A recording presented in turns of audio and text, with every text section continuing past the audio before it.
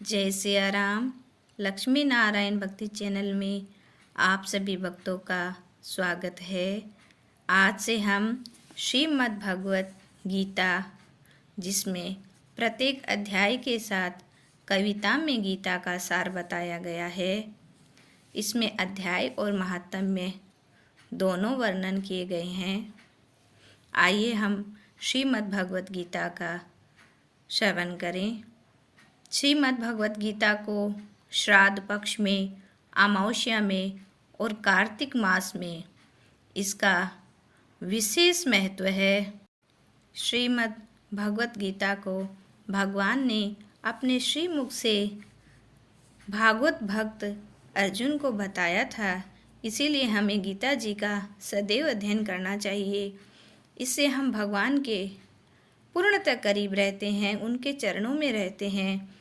ये गीता जी का पाठ करने का अर्थ है हम भगवान की वाणी को अपने श्रीमुख से बार बार गायन करके धन्य हो रहे हैं। बोलो श्री कृष्णचंद्र भगवान की जय हो। यहाँ सबसे पहले भागवत जी का एक श्लोकी भागवत का श्लोक बताया गया है। आदो देवकी देव गर्भ जननम गोपी ग्रहे वर्धनम माया पूतना जीवतापहरणम गोवर्धनो द्वारणम कंसाच्छेदन कौरवादि हननम कुंती सुता पालनम एतद् श्रीमद्भागवत पुराण कथितं श्रीकृष्णलीलामृतम्। अथ ध्यानं त्वमेव माता च पिता त्वमेव बन्धु च सखा त्वमेव विद्या द्रविणं त्वमेव सर्वं मम देव देव। बोलो श्री कृष्णचंद्र भगवान की जय। पहला अध्याय। धृतराष्ट्र संजय से वार्तालाप कर रहे हैं। धृतराष्ट्र कहने लगा, सुन संजय धीमान, कुरुक्षेत्र की भूमि में क्या कुछ होत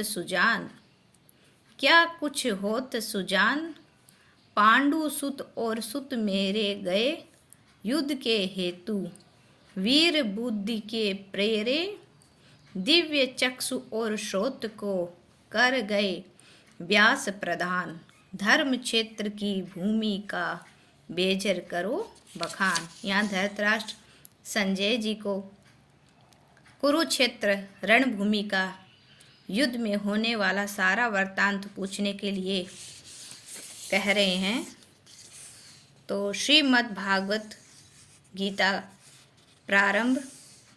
श्री नमो भगवते वासुदेवाय वासुदेव विश्वेश्वराय आदि पुरुष अपरंपरारि पुरुषाय नमः। दोहा जगत बंधु ज्योति स्वरूप जिय की जाननहार, हरि यस मांगन आयो दास प्रभु के द्वार।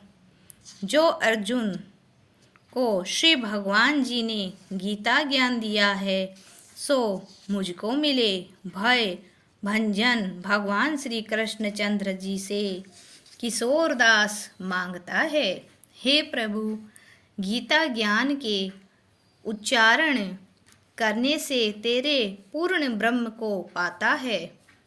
हे प्रभु, मैं आपकी शरण में पड़ा हूँ। किशोरदास और कृष्णदास जो दीन गरीब है और जो आप कैसे हो, जो संतों के विनय को मान लेते हो। हे कमलावल्लभ श्री कृष्ण भगवान, हे कृपा निधान जी, तेरे संतों एवं भक्तों के वास्ते में यह गीता ज्ञान भाषा में कहता हूँ। जब कौरव और पांडव महाभारत के युद्ध को चले गए, तब राजा धृतराष्ट्र ने कहा, मैं भी युद्ध देखने चलूँगा। तब श्री वेदव्यास जी बोले, हे राजन, नेत्रों के बिना कैसे देखोगे? राजा धृतराष्ट्र ने कहा, हे प्रभु जी, देखूंगा नहीं तो श्रवण तो करूँगा। तब व्यास जी बोले, हे राजन, तेरा सारथी संजय जो कुछ महाभारत के युद्ध की लीला कुरुक्षेत्र में होगी, सो तुम्हें यहाँ बैठे ही श्रवण करवाएगा। वेद व्यास जी के मुख से यह वचन सुन संजय ने विनय करी, हे प्रभु, यहाँ हस्तिनापुर में कुरुक्षेत्र की लीला मैं कैसे जानूँगा तथा राजा से किस भांति कहूँगा? तब व्यास जी ने प्रसन्न होकर संजय से कहा, हे संजय, मेरी कृपा से तुझे यहाँ से ही दिखाई देगा। व्यास जी के इतना कहते ही संजय की दिव्य दृष्टि हो गई और बुद्धि भी उनकी दिव्य हो गई। अब आगे महाभारत का कौतुक कहते हैं, सुनो। 7 अक्षौणी सेना पांडवों की और 11 अक्षौणी सेना कौरवों की। यह दोनों सेनाएं कुरुक्षेत्र में जब एकत्रित हुई, तब धृतराष्ट्र ने पूछा, हे संजय, धर्म के क्षेत्र में युद्ध की इच्छा से एकत्रित हुए मेरे और पांडु के पुत्रों ने क्या किया? संजय ने कहा, पांडवों की सेना को व्यूहित देखकर दुर्योधन द्रोणाचार्य के समीप जाकर कहने लगे, हे आचार्य, देखिए, आपके शिष्य बुद्धिमान द्रुपद पुत्रों ने पांडवों की सेना की कैसी व्यूह रचना की है। इस सेना में अर्जुन, भीम, बड़े बड़े धनुर्धारी वीर, युद्धान, विराट, महारथी, द्रुपद, धृतराष्ट्र, चेकितान, बलवान, पुरुजित, कुंतीभोज, नरों में श्रेष्ठ, सभ्य, पराक्रमी, युधामन्यु, बलवान उत्तमोजा, अभिमन्यु व द्रौपदी के 5 पुत्र, सब के सब महारथी है। हे ब्राह्मण श्रेष्ठ, आपके स्मरणार्थ अब मैं सेना के प्रधान सेनापतियों के नाम वर्णन करता हूँ।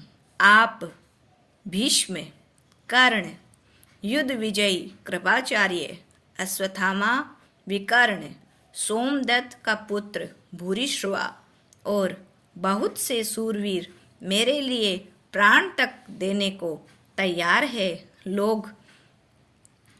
ये लोग शस्त्र चलाने में बहुत चतुर है और सब युद्ध विद्या में प्रवीण है। हमारी सेना जिसके भीष्म रक्षक है, अपार बल है, और उनकी सेना के जिसके भीष्म रक्षक है, थोड़ा सा बल है। अब आप सब अपने मोर्चों पर सावधान रहकर सेनापति भीष्म की रक्षा कीजिए। कुरुवृद्ध भीष्म पितामह ने दुर्योधन को प्रसन्न करने हेतु और ऊंचे स्वर में गरजते हुए शंख बजाया। फिर चारों ओर शंख, नगारे, ढोल, गोमुखादि अनेक बाजे बजने लगे, जिनका बड़ा भयंकर शब्द हुआ। इसके अनंतर सफ़ेद घोड़ों के रथ पर बैठे माधव, श्री कृष्ण और पांडव अर्जुन ने भी दिव्य शंखों को बजाया। श्री कृष्ण ने 5 जन्य और अर्जुन ने देवदत्त नामक शंखों को, और भीषण कर्म करने वाले भीष्म ने पौंड्रक नामक बड़े शंख को बजाया। कुंती पुत्र धर्मराज युधिष्ठिर ने अनंत विजय, नकुल ने सुघोष, सहदेव ने मणिपुष्पक तथा महान धनुर्धर काशीराज, शिखंडी, धृष्टद्युम्न, विराट, अपराजित, सात्यकी, राजा द्रुपद और द्रौपदी के 5 पुत्र तथा महाबाहु अभिमन्यु, इन सब वीरों ने अपने अपने शंख को बजाया। उन शंखों के भारी शब्द से आकाश और पृथ्वी गूंज उठी और धृतराष्ट्र के पुत्रों के हृदय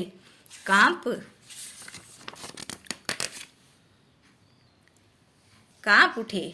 हे राजन, अर्जुन ने कौरवों को युद्ध के लिए प्रस्तुत देखकर श्री कृष्ण से कहा, हे अर्जुन, मेरा रथ दोनों सेनाओं के बीच में खड़ा कीजिए, जिससे मैं युद्ध करने वालों को देख लूं कि इस रणभूमि में मुझे किन किन के साथ युद्ध करना चाहिए। द्रुबुद्धि, दुर्योधन से प्रीति करने वाले जो संग्राम के लिए यहाँ एकत्रित हुए हैं, उनको मैं देख सकूं। संजय कहने लगे, हे राजन, अर्जुन की बात को सुनकर श्री कृष्ण भीष्म, द्रोण आदि वीरों के सामने उत्तम रथ को खड़ा करके कहा, हे वीर, संग्राम के लिए उद्धत इन कौरवों को देख लो। अर्जुन ने चाचा, बाबा, गुरु, मामा, भाई, पौत्र, ससुर और स्वजनों को शस्त्रों से सुसज्जित खड़े देखा और उसने इन दोनों सेनाओं में अपने ही सब बांधुओं को खड़ा देखकर परम दर्याद्र हो अत्यंत खेद के साथ यह वचन कहे, हे कृष्ण, संग्राम की इच्छा से आए इन अपने बंधुओं को देख मेरे अंग ढीले हो रहे हैं और मुख सूखा जा रहा है। मेरा शरीर बेकल हो रहा है, रोमांच खड़े होते हैं, गांडीव हाथ से गिरा जा रहा है, त्वचा जल रही है। हे केशव, मुझ में खड़े रहने की सामर्थ्य नहीं है। मेरा मन चक्कर खा रहा है और सब लक्षण मैं उल्टे देख रहा हूँ और संग्राम में स्वजनों का वध करके कोई लाभ भी नहीं होगा। और हे कृष्ण, मैं जीतकर राज्य व सुख भी नहीं चाहता हूँ।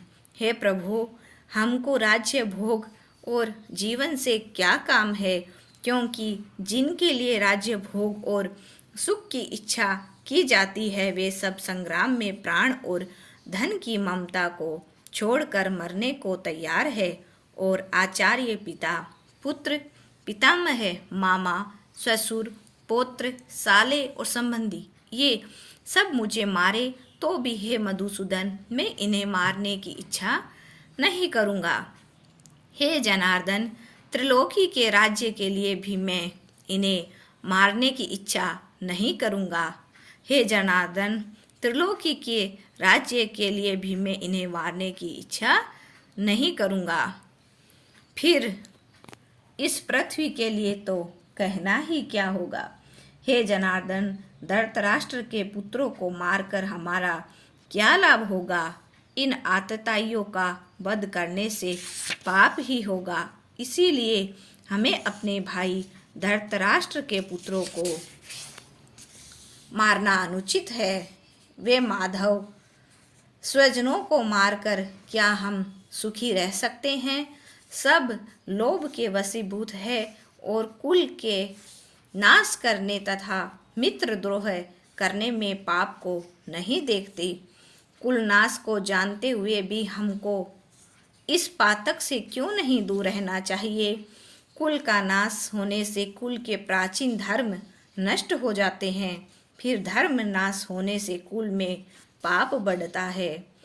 हे श्री कृष्ण, पाप से कुल की स्त्रियां व्यभिचारिणी हो जाती है, जिससे वर्ण संकर संतान उत्पन्न होती है।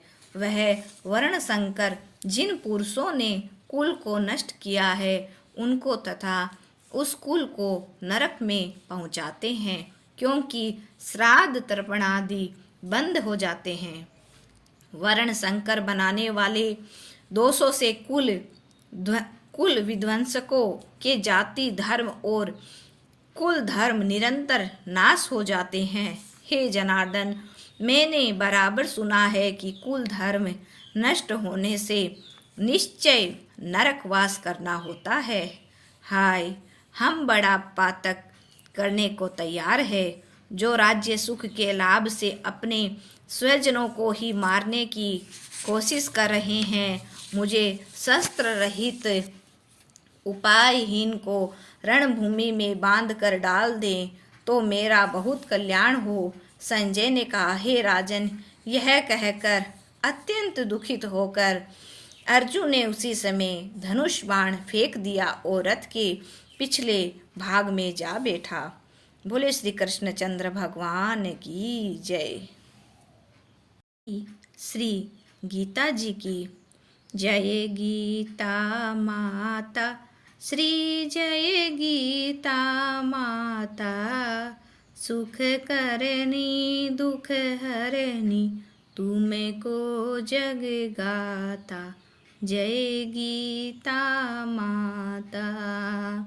अज्ञान मोह ममता को छिन में नाश करे, सत्य ज्ञान का मन में तू प्रकाश करे। जय गीता माता। शरण मेरी जो आवे, तेरी मति ग्रहण करे। ओ मैया तेरी मति ग्रहण करे, पाप ताप मिट जावे, निर्भय सिंधु तरे। जय गीता माता। रण क्षेत्र में अर्जुन जब शोकाधीर हुआ, कर्तव्य कर्म तज बैठा, बहुत मलीन हुआ। जय गीता माता। तब कृष्ण चंद्र के मुख से तुमने अवतार लिया, तत्व बात समझा करे उसका उद्धार किया। जय गीता माता। शरीर जन्मते मरते आत्मा विनाशी, ओ मैया आत्मा अविनाशी, शरीर को दुख व्यापी, आत्मा सुख राशि। जय गीता माता। शरीर की ममता को मन से त्याग करो, मैया मन से त्याग करो, आत्म ब्रह्म को चिन्हो से अनुराग करो। जय गीता माता। निष्काम कर्म नित्य करके जग का उपकार करो, मैया जग का उपकार करो, फल वांछा को त्यागो, सद्व्यवहार करो। जय गीता माता। मन को वश में करके इच्छा त्याग करो, निष्काम जग में रहकर हरि से अनुराग करो। जय गीता माता।